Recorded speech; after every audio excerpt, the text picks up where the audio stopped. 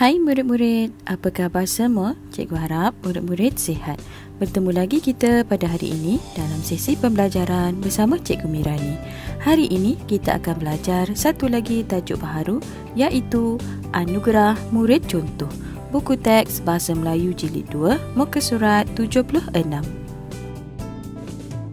Mari kita lihat dahulu standard pembelajaran pada hari ini. Standard pembelajaran pada hari ini ialah 2.3.2 membaca dan mempersembahkan karya sastra dan bukan sastra dengan sebutan yang betul dan intonasi yang sesuai.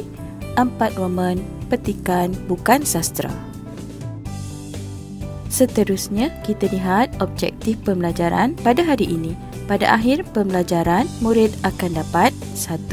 Membaca dan mempersembahkan karya bukan sastra dengan sebutan yang betul dan intonasi yang sesuai. 2.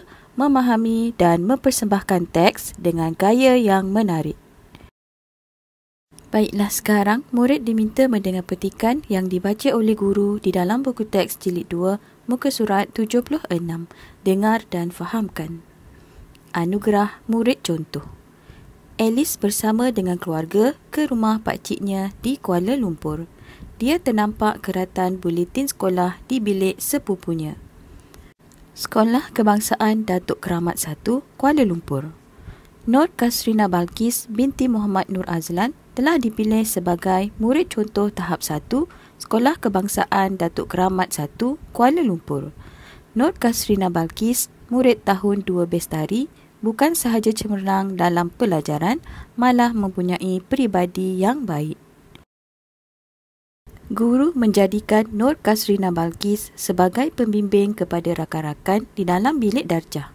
Nur Kasrina Balkis seringkali menghabiskan waktu rehat dengan membantu rakan-rakannya yang lemah dalam mata pelajaran Bahasa Melayu, Matematik dan Sains. Nur Kasrina Balkis juga ringan tulang membantu guru-guru di sekolah. Dia tidak keberatan membantu guru-guru melakukan kerja-kerja yang mudah. Dia akan membantu mereka membawa buku-buku latihan ke bilik guru. Sikap Nur Kasrina Balkis yang suka membantu ini wajar dijadikan contoh oleh semua murid di Sekolah Kebangsaan Datuk Keramat 1. Alice berasa kagum akan sepupunya. Dia berazam hendak menjadi murid contoh seperti sepupunya itu. Seterusnya, mari cikgu bimbing bagaimana memahami teks yang dibaca. Teks ini menceritakan tentang Alice yang telah pergi ke rumah sepupunya di Kuala Lumpur. Di sana, Alice ternampak keratan buletin sekolah tentang sepupunya, iaitu Nur Kasrina Balkis binti Muhammad Nur Azlan yang merupakan murid contoh di Sekolah Kebangsaan Datuk Keramat 1, Kuala Lumpur. Sepupunya itu bukan sahaja cemerlang dalam pelajaran, malah mempunyai peribadi yang baik. Beliau seringkali menghabiskan waktu rehatnya dengan membantu rakan-rakannya yang lemah dalam mata pelajaran Bahasa Melayu, Matematik dan Sains. Beliau juga ringan tulang membantu guru-guru di sekolah.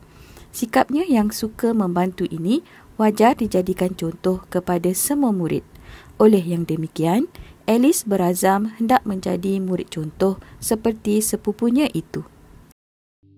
Seterusnya, murid diminta membuat latihan pengayaan di dalam buku aktiviti jilid 2, muka surat 86. Murid-murid diminta membaca teks secara berpasangan dan minta rakan memberikan penilaian untuk bacaan. Murid juga diminta mewarnakan bilangan bintang yang diberikan oleh rakan mereka. Aktiviti ini juga boleh dibuat di rumah dan minta ibu bapa untuk memberikan penilaian.